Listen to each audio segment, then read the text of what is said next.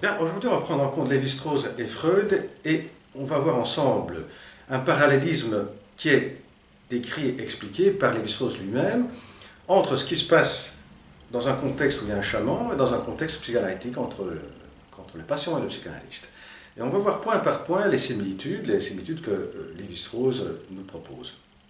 Le premier point, c'est que dans les deux situations, eh bien, le chaman ou le psychanalyste induisent une situation où on peut expérimenter des conflits qui sont vécus à nouveau, des conflits qui sont actualisés, dans le cas surtout de la psychanalyse où il y a des conflits qui s'originent dans l'enfance, des conflits refoulés, infantiles, qui sont remis sur la scène actuelle, revécus actuellement avec le psychanalyste, et dans le cas du chaman, eh bien, il s'agit de vivre là sur le moment, avec le chaman, une situation de douleur ou de problématique organique. Là, dans ce décrit dont on est en train de parler, l'efficacité symbolique, Lévi-Strauss se réfère à un accouchement et, qui ne procède pas bien et donc la personne fait appel à un chaman pour résoudre son problème.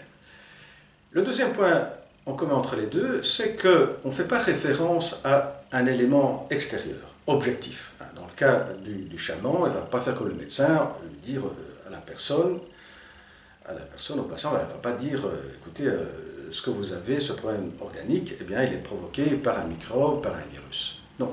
Ce qu'il va faire, c'est que, à la description, au vécu qui est prononcé, qui est expliqué, expérimenté par la personne là devant lui, il va associer, il va décrire, chanter toute une série de textes et ces textes sont des symboles. Donc, à une description, à un vécu qui est décrit et exprimé en termes symboliques, avec des mots, eh bien, on le fait associer, on le fait se mettre ensemble avec un texte aussi qui est fait de symboles.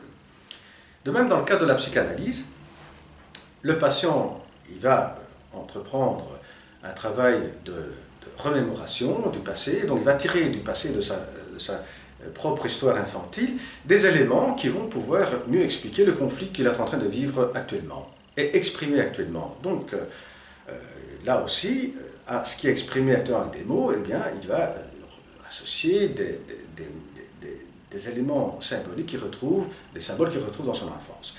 Lévi-Strauss, justement, il fait remarquer que quelques psychanalystes pourraient dire, ou un psychanalyste pourrait dire que ce que le patient a vécu quand il était enfant, eh bien, c'est effectivement, il a vécu dans la réalité. Mais on peut très bien argumenter, dit Lévi-Strauss, que ce que l'enfant a vécu, eh bien, il a vécu d'une certaine manière tout à fait personnelle. Et quand il a vécu d'une façon personnelle, il le vit avec une construction, c'est directement une construction avec ses propres pensées, ses propres mots qui vont encoder, si on veut, cette expérience.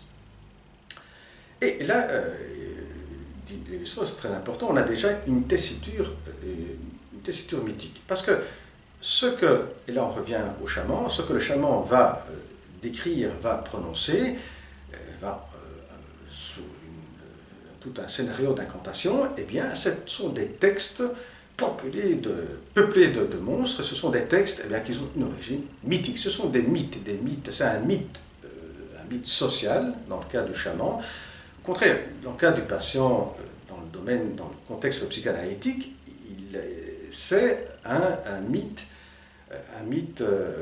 personnel privé. Et là, on comprend mieux, si on continue, que ce qu'on est en train de dire, que le patient, quand il va réactualiser, et ça c'est l'autre facette de l'aspect mythique, quand il va réactualiser donc, son conflit, et grâce à tous ces souvenirs qu'il va tirer de l'enfance, il peut expliquer et donc mettre de l'ordre de ce chaos, de ce conflit qu'il a actuellement, et donc pouvoir dénouer ces conflits, eh bien, il va construire toute une texture mythique, c'est-à-dire ce texte qui va après apparaître, c'est un mythe privé. Voilà.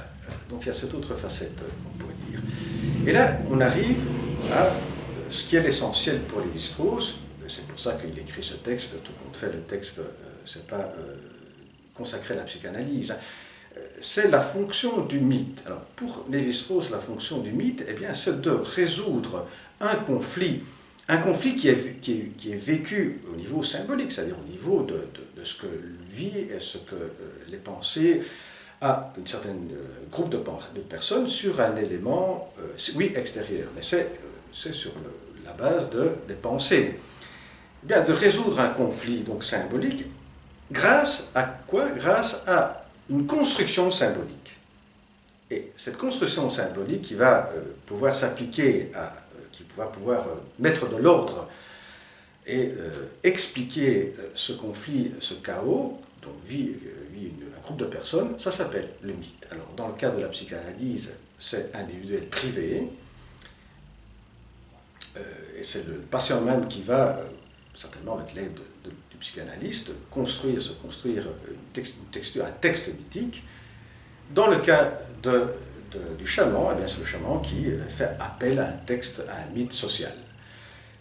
Pour terminer, le dernier point en commun entre les deux, c'est la relation à l'autre. La relation, dans le cas du chaman, c'est la relation au chaman. Dans le cas de la psychanalyse, c'est la relation du patient avec le psychanalyste. Eh bien, dans le cas du chaman qui se met là à chanter des textes mythiques, pour le patient, pour la personne qui est là, c'est un héros. C'est un héros qui est là, qui personnifie celui-là qui va le sauver, qui connaît tous les mythes, voilà.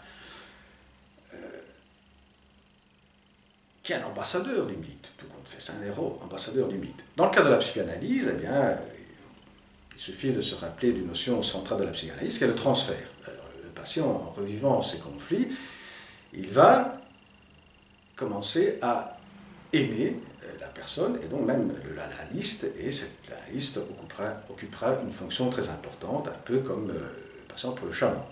Eh bien voilà, à la prochaine vidéo, au revoir.